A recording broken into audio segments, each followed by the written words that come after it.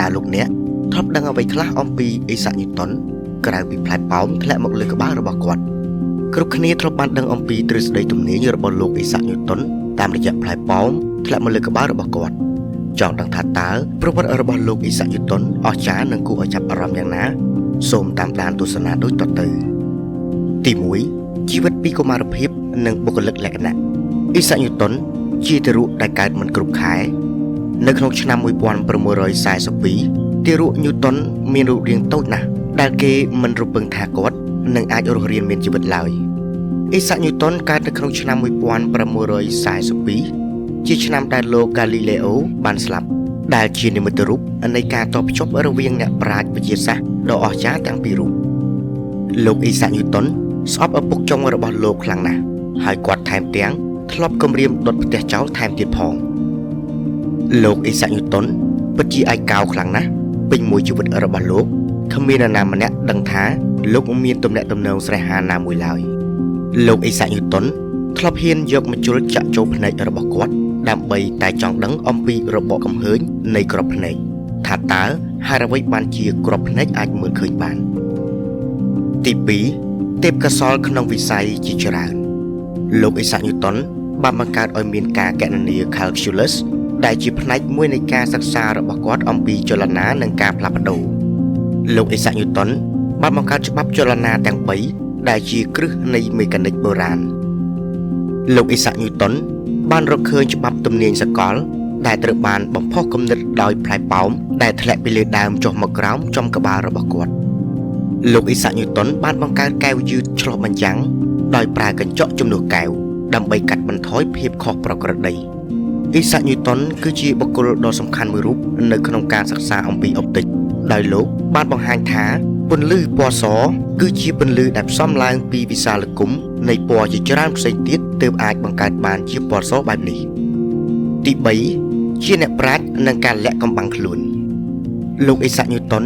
ជាសាស្ត្រាចារ្យមួយរូបនៅសាកលវិទ្យាល័យ Cambridge ដោយកាន់តំណែងជាប្រធានសាស្ត្រាចារ្យជាន់ខ្ពស់លើសកលលោកផ្នែកគណិតវិទ្យា Lucasian Chair of Mathematics ដ៏មានកិត្យានុភាពដែលតំណែងនេះលោក Stephen Hawking ក៏ធ្លាប់បានកាន់កាប់ផងដែរអេសាក់ញូតុនកម្រនិយាយអ្វីច្រើនណាស់នៅក្នុងអំឡុងពេលគាត់កំពុងបង្រៀន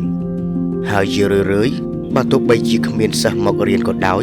ក៏គាត់នៅតែមកបង្រៀននៅក្នុងបន្ទប់ទំនេរនោះផងដែរនេះជាការបង្ហាញនៅស្មារតីទំនួលខុសត្រូវនិងទូនាទីក្នុងនាមលោកជាអ្នកអប់រំអេសាក់ញូតុនជាមនុស្សស្ងៀមស្ងាត់និងរក្សាភាពសម្ងាត់ខ្លាំងណាស់មិនដែលចេញផ្សាយអ្វីៗទៅកាន់អ្នកកាត់សែតដូចជាការស្រាវជ្រាវឬគំនិតវិទ្យាសាស្ត្ររបស់លោកឡើយលុះត្រាតែមានអ្នកផ្សេងបង្ខំឲ្យគាត់បង្ហាញចេញជាសាធារណៈប៉ុណ្ណោះសៀវភៅកំណត់ត្រារបស់លោកអេសាក់ញូតុន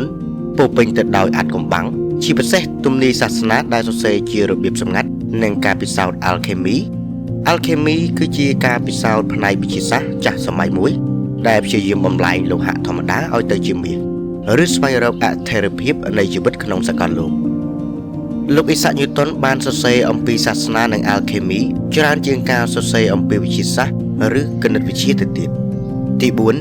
បុគ្គលនិយម Alchemy និងអ្នកទ្រឹស្ដីសាសនាលោកអេសាក់ញូតុនបានសិក្សាអំពី Alchemy យ៉ាងងប់ងល់ដោយព្យាយាមស្វែងរកថ្មទស្សនវិទូ Philosopher's Stone ដែលជាសម្ភារៈអាគុយដែលអាចបំលែងលោហៈទៅជាមាសនិងផ្ដល់អាយុកាលអមតៈ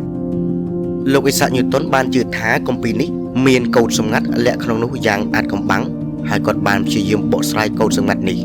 ដើម្បីបានប្រមាណមើលអំពីថ្ងៃវិនាសនៃពិភពលោកជាងនេះ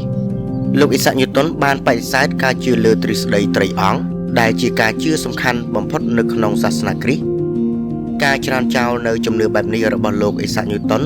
អាចធ្វើឲ្យគាត់ត្រូវបានគេចាត់ទុកថាជាអ្នកមិនគោរពសាសនាគ្រីស្ទហើយមានគ្រោះថ្នាក់អាចត្រូវអ្នកជឿសាសនាទាំងនោះធ្វើបាបនៅក្នុងសម័យនោះគាត់បានសរសេរប្រវត្តិសាស្ត្រតាមលំដាប់ពេលវេលារបស់នគរជាតិបុរាណដូចជាអេស៊ីប បាប៊ីលូន ផេសៀ ជីឌាជាដើមហើយព្យាយាមភ្ជាប់ជាមួយនឹងប្រវត្តិសាស្ត្រដែលមាននៅក្នុងគម្ពីរទី